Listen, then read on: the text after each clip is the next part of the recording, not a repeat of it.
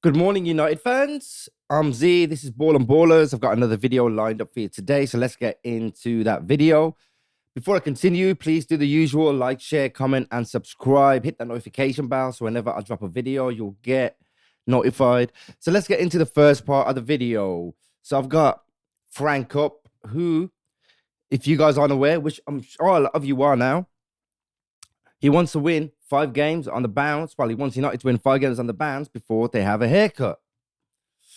And he's been doing this now, I think, for about 370 or 390 days.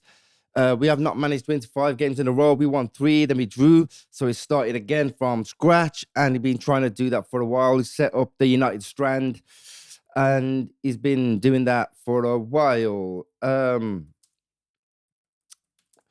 And the closest I think that he's probably got is this: the women winning 4 games on the bounce. I'm not sure about him waiting for the men's team. I'm not even sure it will happen before even Christmas, but that's the closest chance he's going to get. Women winning 4 on the bounce. Congratulations to the women. They've done really, really, really, really well. And that's the results there for him. So let me just double check. So they beat Valeranga 1-0 on the 8th of October.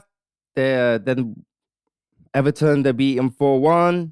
Well, we beat him 4-1, shall I say. On the 12th of October, beat Atletico Madrid 1-0. On the 6th of October, and then on 2nd November, Brighton, we beat them 3-2. And then we got Villa on Saturday at 12 at Old Trafford. And that's the women's team's results so far.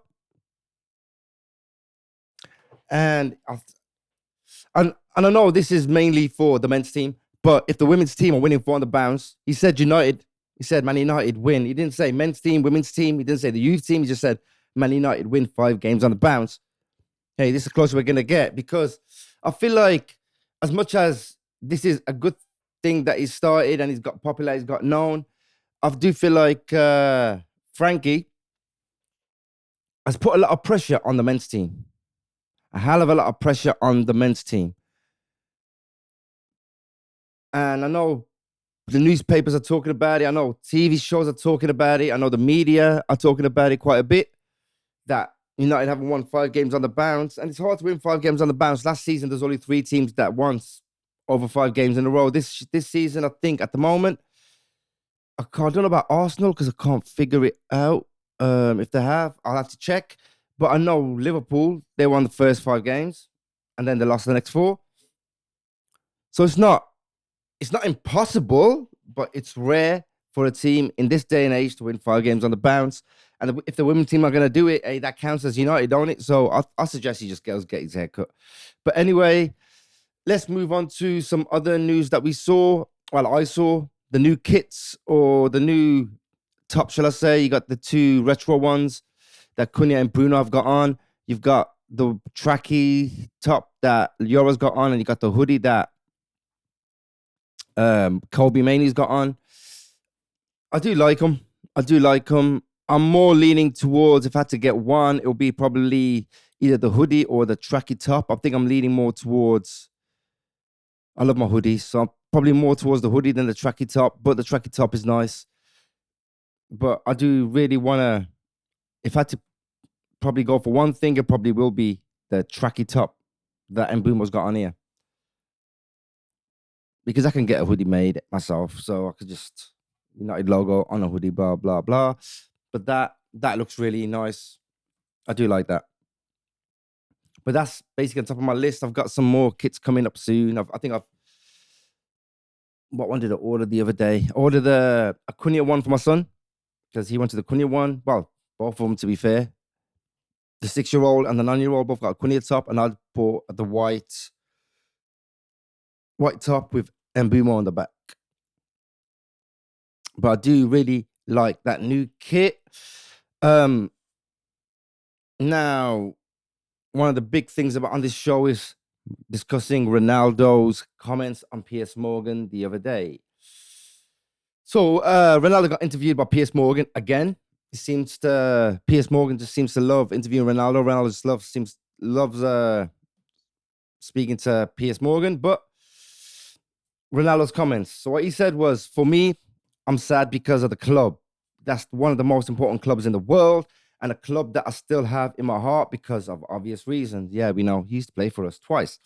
You have to follow with the intelligent people, smart people to create a base for the future, as Man United have done so many years ago. Nicky Butt, Gary, Roy, Keane, Sir David Beckham. They became big players, but they had youth. So Man United right now, they don't have that structure. I hope that changes in the future, present, future, because the potential of the club, it's amazing. It's one of the most important clubs of the century. So for me, on these comments, I do agree with some of them. I don't agree with others. Yes, we never used to have a structure when he was there. It was a bit of a shambles. It was a bit all over the place, but the structure is there, slowly putting in place. We got Sir Jim Ratcliffe. Then you've got Omar Barada. Then you've got like Wilcox as well. You've got the youth teams. You got the women's team. You got the Man United team. We're bringing in players that are Premier League proven. So the structure is, as you can see, getting there. The hierarchy, as you can see, is getting there. But what I do agree with him on is the youth, because I don't think we're doing much with the youth at the moment. There was glimpses last season with Cheetah Obi and some of the youth, Sikakone, and a few of the others starting. But there's not been much this season. We brought in Diego Leon, but he's still got a lot to learn, so he's playing for the youth team.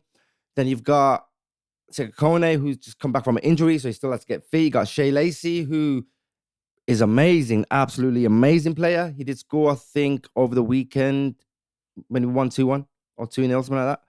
But he's an amazing player. You got Harry Amass, who's out over at Sheffield Wednesday, trying to get some time and trying to get, his fitness levels up, trying to get more first team games. So the plan, as you can see, is in progress. Obviously, Amorim doesn't want to rush that plan. He wants to take his time until the teams feel comfortable. I know with AFCON coming up as well on the 21st of December, there's going to be some players drafted in from the youth team. It has to be, because we're going to be short otherwise. So they'll get their chance to prove how capable and how good they are. I know there's some of them that's still practicing with the first team. You got JJ Gabriel practicing with the first team. You've had Shea Lacey practicing with the first team. You've had a few other players practicing with the first team to try and, see what the first team feels like. As Amorim has said previously, that he wants to try and incorporate them, just see how the first team practices, how different it is from the youth team, how more fast-paced it is, how high-driven it is. And so, in a sense that I suppose if Ronaldo was speaking from the perspective of when he was there, yes, yeah, fair enough. We didn't have the structure. We didn't have anything in place. We had Eric Ten Crap as a manager. We had, all these issues off the pitch. We had the high wage package. We had stupid players like Jadon. We had stupid players like Jadon, Sancho, who Villa don't even want. So there was stuff like that, but I think as we're seeing a bit more, and probably towards the end of last season, start of this season, the summers, we get in the structure. We're building stuff slowly. We got a new Carrington, so we're building that structure in slowly. I think everything's coming in place. So currently, I don't agree with his comments. Previously, I would have, but I think it's been a major improvement since.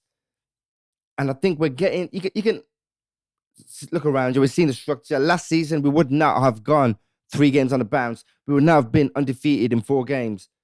We'd have got hammered by some of these teams. We're 10 games in, and we've already played City, Liverpool, Chelsea. We got Tottenham coming up this weekend. We've played Arsenal already. So we've played pretty much 4 of the top 5, 4 of the big 6 teams. So we're getting there. So, yeah, I think the comments were a bit harsh of him. But that brings me to the end of the show. Hope you liked what I brought. Yeah, hope you enjoyed the video.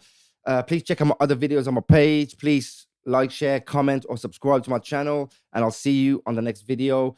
I will be dropping a video tomorrow about the Tottenham game, so the team lineup, the tactics, what I think the tactics might be, what I think Tottenham's tactics are going to be, the whole shebang. So that's going to be dropping tomorrow, Saturday, after the game. On the evening, I'll drop the reaction video. Then on Sunday, I'm going to go live at some point. I haven't decided whether I'm doing a live video or going live for the for the Man City game, Man City Liverpool game, but I haven't decided on that yet. So I might go live for that, or I might just do a live video. But I am going to bring in the high-low video because that did well last week. It was the first proper drop of it, and it did well last week. And I will be doing the player rating video as well, so I'll be bringing you that. So there's quite a lot of things still to come. So I hope you enjoy the video, and I'll see you on the next one. Thanks for tuning in. I really appreciate it, guys. Bye.